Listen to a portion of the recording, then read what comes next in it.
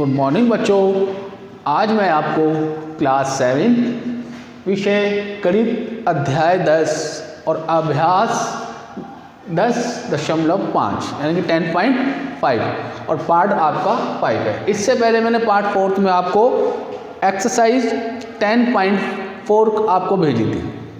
इसमें भी आपको रचनाएं करनी है। समकोण त्रिभुज PQR की रचना कीजिए, जहां पर कोण Q 90 डिग्री, QR 8 सेंटीमीटर और PR 10 सेंटीमीटर है। तो यहां पहले हम डायग्राम बना देंगे।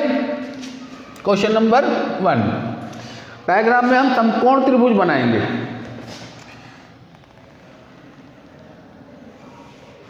तो समकोण त्रिभुज में आपका QR हमने 8 सेंटीमीटर खींचा, ठीक है। इसमें हम QX इसको हम X कर देंगे। अब QR से हम 10 सेंटीमीटर का रेखा कट लगाएंगे, तो ये हम 10 सेंटीमीटर, तो यहां पर हमारा ये 90 डिग्री का कोण बन गया। इसी तरह से हम इसके चरण लिखेंगे। तो चरण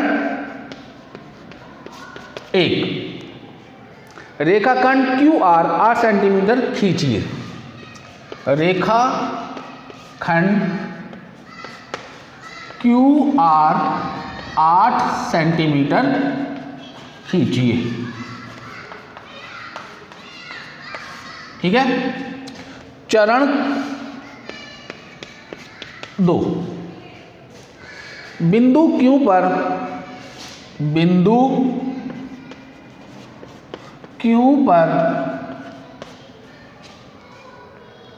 लंब खींचिए, ठीक है। Q गुणा लंब QR यानी कि Q जो है वो QR पर लंब है। QR पर Q लंब है, यानी कि ये जो है ये इसका डबल है। क्लियर है।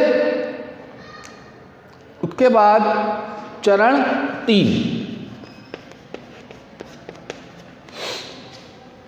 R को केंद्र मानते हुए R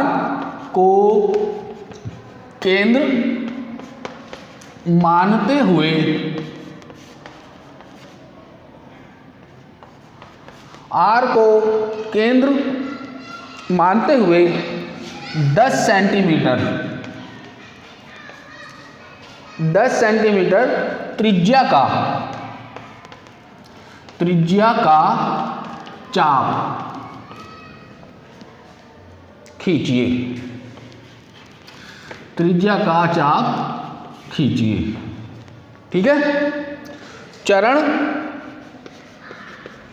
4, चाप रेखा QX को, चाप रेखा QX ये वाली जो QX को बिंदु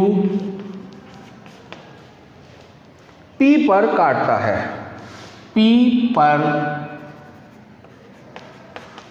है, ठीक है। इसके बाद चरण 5, ध्यान से देखेंगे, इसे आराम से क्वेश्चन हो जाएगा। PQR को मिलाइए, PQR को मिलाइए। जब PQR को हमने मिलाया, उसके बाद यही आवश्यक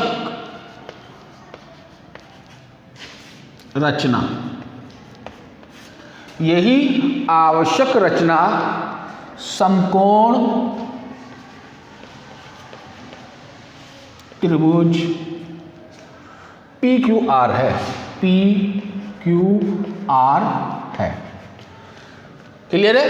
हमने त्रिभुज की रचना की, जैसे हमने रचना की उसी रचना के हिसाब से हमने चरण को लिखा जैसे जैसे हमने बनाया है। पहले 8 सेंटीमीटर का क्यू आर रेखा खींचा, उसके बाद क्यू पर एक लंब डाला जो हमारा क्यू आर पर क्यू लंब है।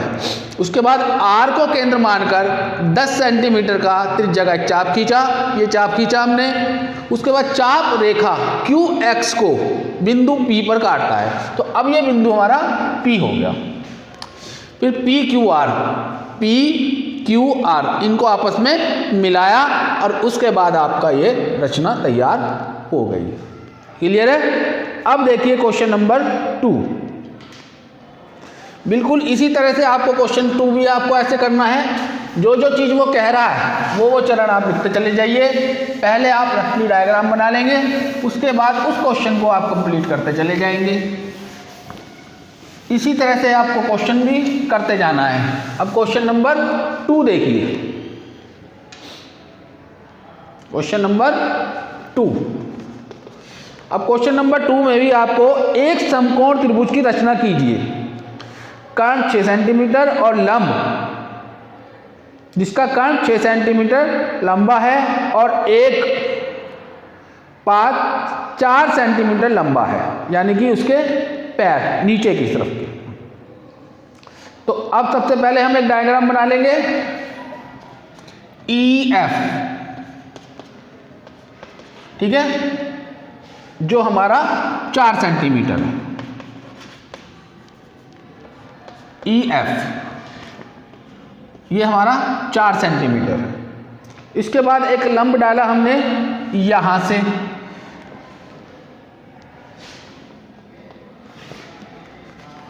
ये हमारा यहां से कट डालेंगे हम 6 सेंटीमीटर का कर्ण,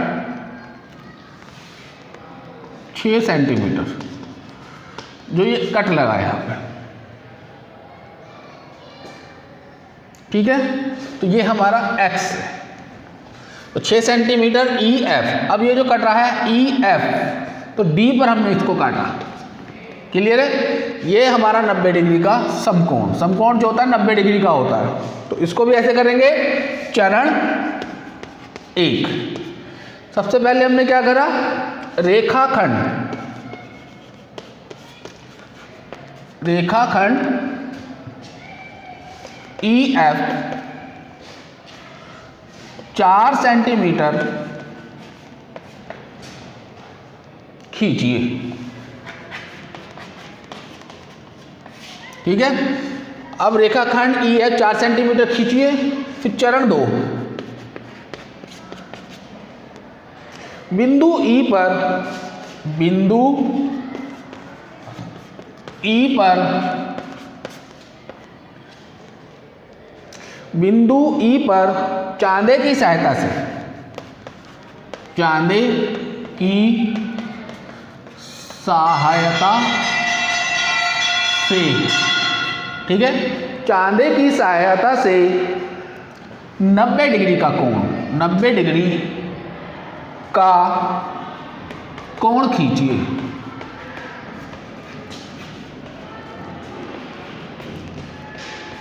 ठीक है, तो बिंदु ई पर हमने 90 डिग्री का कोण खींच दिया। इसके बाद चरण 3,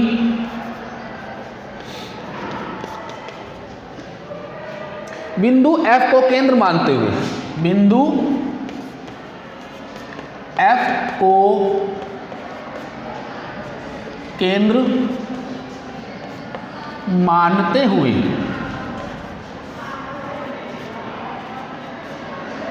बिंदु F को केंद्र मानते हुए 6 सेंटीमीटर, 6 सेंटीमीटर, क्लियर है, 6 सेंटीमीटर त्रिज्या का, त्रिज्या का चाप खींचिए, चाप खींचिए।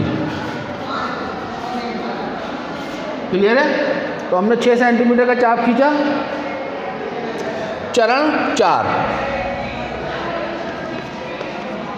इसके बाद यह चाप रेखा ई एक्स को डी पर काटता है, यह चाप रेखा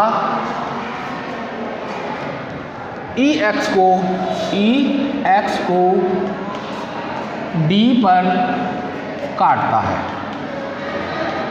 क्लियर है? फिर इसके बाद चरण 5,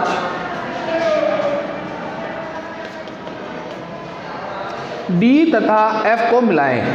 डी तथा एफ को मिलाएं। तो हमने डी तथा एफ को मिलाया, उसके बाद यही रचना